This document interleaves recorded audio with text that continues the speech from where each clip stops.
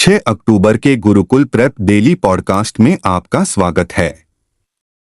Update, एक महत्वपूर्ण दिन। विश्व सेरेब्रल पाल्सी दिवस 6 अक्टूबर।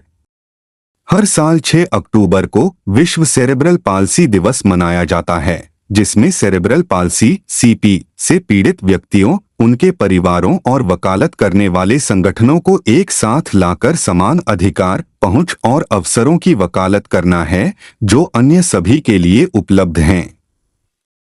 सेरेब्रल पाल्सी एक शारीरिक विकलांगता है जो मुख्य रूप से शरीर की हलचल और मुद्रा को प्रभावित करती है, अक्सर दृष्टि, श्रवण, संचार और गतिशीलता में संबंधित चुनौतियों के साथ।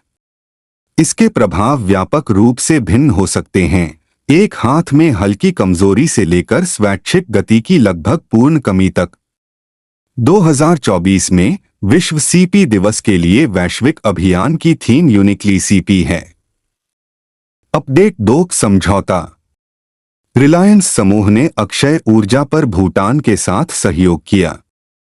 अनिल अंबानी के नेतृत्व वाले रिलायंस समूह ने भूटान के अक्षय और हरित ऊर्जा परिदृश्य में विभिन्न परियोजनाओं को शुरू करने के लिए भूटान की शाही सरकार की वाणिज्यिक और निवेश शाखा Druk holding and investments limited (DHI) के साथ साझेदारी समझौते में प्रवेश करने की घोषणा की है।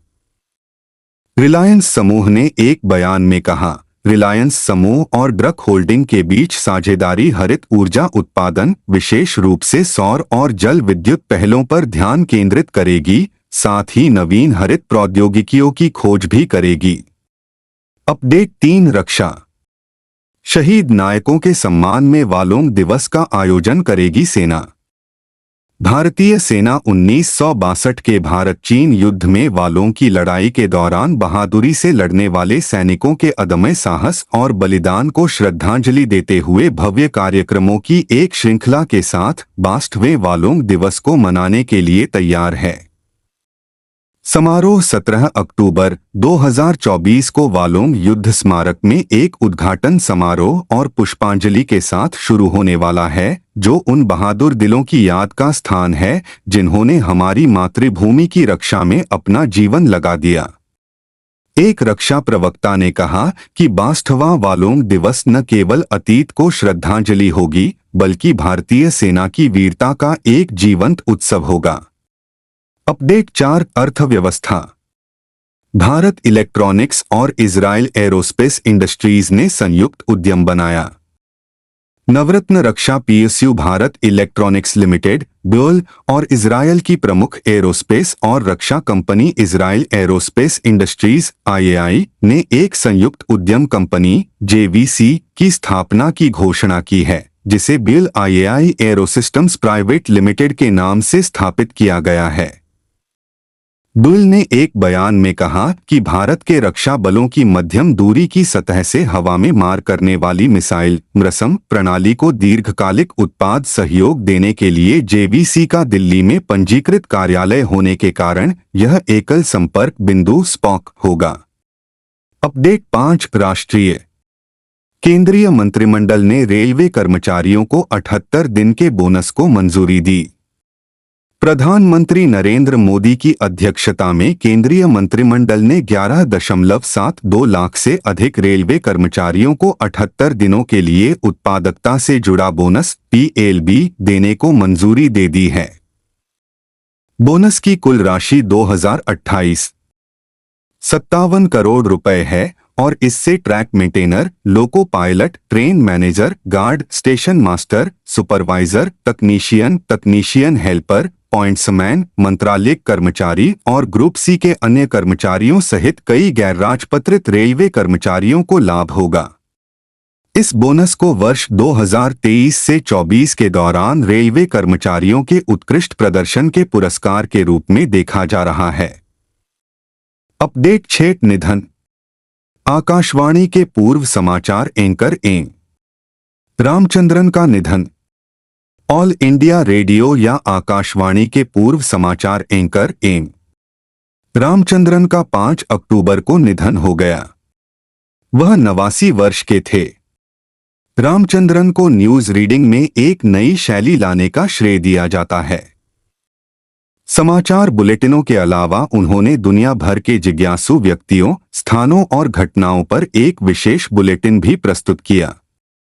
कौथुका वर्तकाल को रामचंद्रन का सर्वश्रेष्ठ माना जाता है।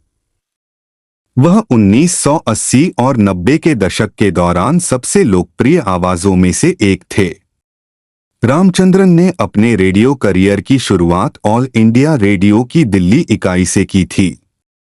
अपडेट 7 योजनाएं और समितियां। मंत्रिमंडल ने सतत कृषि के लिए PMRKVY और कृषोन्नति योजना को मंजूरी दी। केंद्रीय मंत्रिमंडल ने स्थायी कृषि को बढ़ावा देने के लिए प्रधानमंत्री राष्ट्रीय कृषि विकास योजना PMRKVY और कृषि आत्मनिर्भरता के लिए खाद्य सुरक्षा प्राप्त करने के लिए कृषोन्नति योजना KY को मंजूरी दे दी है। PMRKVY और कृषोन्नति योजना को 1 लाख करोड़ रुपए से अधिक के कुल प्रस्तावित व्यय के साथ लागू किया जाएगा। इसमें प्रधानमंत्री राष्ट्रीय ग्रामीण विकास योजना के लिए 57,000 करोड़ रुपए से अधिक और कृषोन्नति योजना के लिए 44,246 करोड़ रुपए शामिल हैं। कृषि और किसान कल्याण विभाग के प्रस्ताव को इस मंत्रालय के तहत संचालित सभी केंद्र प्रायोजित योजनाओं को इन 2 प्रमुख योजनाओं में युक्तिसंगत बनाने के लिए अनुमोदित किया गया था। अपडेट 8 खेल। भारतीय पुरुष टीम ने रैपिड फायर पिस्तौल में जीत दर्ज की। मुकेश नेलावल्ली, राजवर्धन पाटिल और हरसिमर सिंह रत्था की तिकड़ी ने पुरुषों की 25 मीटर रैपिड फायर पिस्तौल टीम स्पर्धा में जीत हासिल की, जो पेरू में ISSF जूनियर विश्व चैंपियनशिप में भारत का 11वां स्वर्ण पदक है। इस जीत से मुकेश ने चैंपियनशिप का 4था स्वर्ण भी दिलाया, जिसमें 25 मीटर पिस्टल स्पर्धा में एक व्यक्तिगत स्वर्ण भी शामिल है। भारत 1 रजत और 4 कांस्य सहित कुल 16 पदकों के साथ पदक तालिका में शीर्ष पर बना हुआ है। चीन 3 स्वर्ण और 1 रजत के साथ दूसरे स्थान पर है। अपडेट 9 राज्य। नागालैंड 25वें हॉर्नबिल महोत्सव समारोह के लिए तैयार। नागालैंड का पर्यटन विभाग किसामा के हेरिटेज विलेज में 1 से 10 दिसंबर तक हॉर्नबिल महोत्सव की रजत जयंती मनाने के लिए पूरी तरह तैयार है। नागालैंड के पर्यटन आयुक्त और सचिव डॉ.जी. हुकुगा सेमा ने कहा, इस साल यह एक भव्य त्योहार होने जा रहा है। डॉ. सेमा ने कहा, आदिवासी निकाय हॉर्नबिल महोत्सव की रीढ़ हैं और उनके सहयोग और समर्थन से राज्य ने अब तक 24 हॉर्नबिल त्योहारों की सफलतापूर्वक मेजबानी की है। उन्होंने कहा कि 24वां उत्सव एक शानदार सफल आयोजन था। अपडेट 10 शिखर सम्मेलन और सम्मेलन। SCO बैठक के लिए पाकिस्तान जाएंगे विदेश मंत्री एस जयशंकर। सरकार ने घोषणा की कि लगभग 1 दशक में इस तरह की पहली यात्रा में विदेश मंत्री एस जयशंकर 15 और 16 अक्टूबर को शंघाई सहयोग संगठन SCO की शासनाध्यक्षों हॉग की बैठक में भाग लेने के लिए इस्लामाबाद जाएंगे। विदेश मंत्रालय ने कहा कि जयशंकर की यात्रा मुख्य रूप से SCO समूह की बैठक के लिए है, क्योंकि भारत का क्षेत्रीय सहयोग तंत्र पर ध्यान केंद्रित किया गया है। बयान में कहा गया है कि बैठक से इतर अभी तक किसी द्विपक्षीय बैठक का फैसला नहीं किया गया है।